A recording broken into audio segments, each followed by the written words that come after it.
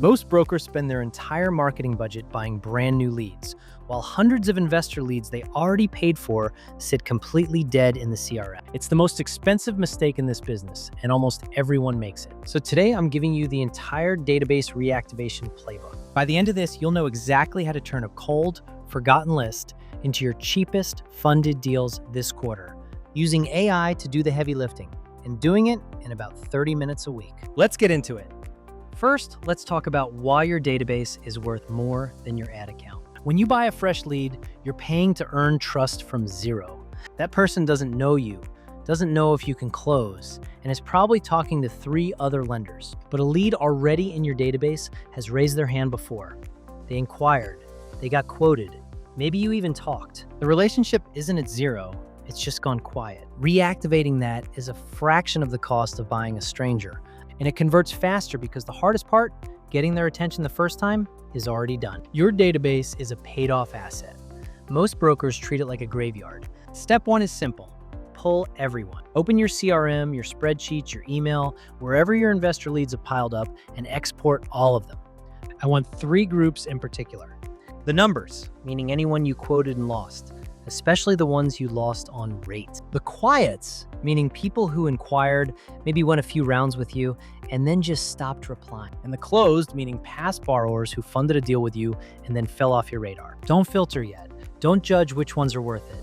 Just get every name into one place. You will be surprised how many there are. Step 2 is where most people go wrong. They blast the exact same message to everybody. Don't. Segment that list into 3 buckets, because each one needs a different reason to hear from you. Bucket 1 is declined on rate. These are your gold right now, and I'll explain why in a second. Bucket 2 is went quiet. These need a soft, no-pressure nudge that reopens the conversation without making it weird that months went by. Bucket 3 is past clients. These aren't a follow-up, they're a relationship. You're checking in and reminding them you also do investor loans, because most of them have no idea. They think of you as the person who did their one deal. 3 buckets, 3 messages. That's the whole idea. Now, step 3, and this is why the timing matters so much this week. Reprice the declined on rate bucket. Here's what's happened.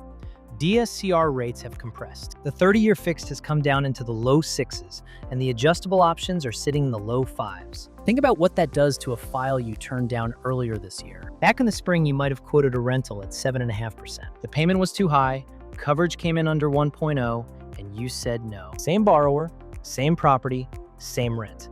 But run it at today's sheet, a full point lower, and the payment drops, and coverage crosses 1.0, and the deal pencils again. The file was never dead. The rate was. So take that declined on rate bucket and rerun every single one at today's numbers. The ones that were a quarter point short are fundable right now, and the borrower has absolutely no idea. You are sitting on funded deals you already sourced. Step 4 is where AI turns this from a week of work into an afternoon. You've got your list in your buckets. Now you need personalized outreach for potentially dozens of people. And writing that by hand is exactly why brokers never actually do this. So don't write it by hand. Take 1 bucket, just the columns you need, name, property type, the rate you quoted, the date, and paste it into any AI chat with a clear instruction. Say you're my investor loan follow-up assistant. For each lead in this list, write a short, human 2-line text.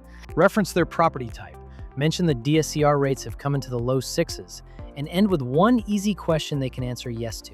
No hard sell, no jargon, sound like a real person. Hit enter, and it drafts every message in seconds, each one specific to that lead. You just compress the worst part of the job into a single prompt. But step 5 is the most important, and it's the one people skip. Draft, don't send. AI writes the first draft, it does not press send. You read every single message before it goes out. You'll catch the one where the property type is wrong, the one where the tone is a little off, the one that mentions a rate you'd never quote that borrower. Fix those, delete anything that feels robotic, and then you send them yourself from your number, like a human being reaching out to another human being. AI handles the volume, you handle the judgment in the relationship. That line, draft, not send, is the difference between a reactivation campaign that books calls and a spammy blast that burns your list. Never hand the send button to a machine.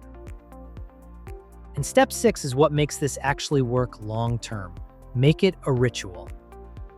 Block 30 minutes on the same day every week. Pull the new no's and quiets from the past 7 days, run them through the same 3 buckets and the same prompt, read and send. That's it. 30 minutes a week and you're systematically working an asset you already own instead of letting it rot while you pay for strangers. The brokers who win in a flat rate market aren't the ones with the biggest ad budget. They're the ones who actually follow up. So let's bring it home. Your database is a paid-off asset, not a graveyard. Pull everyone, segment into 3 buckets, reprice the declined on rate pile because the low 6 just changed the math, use one AI prompt to draft the outreach, read and send it yourself, and turn the whole thing into a 30-minute weekly ritual. Do that and your cheapest, fastest funded deals this quarter come from a list you already paid for. Save this, block the 30 minutes this week, and go run your no pile. If you found this useful, follow, because this is exactly the kind of system I build for investment lending originators every single day.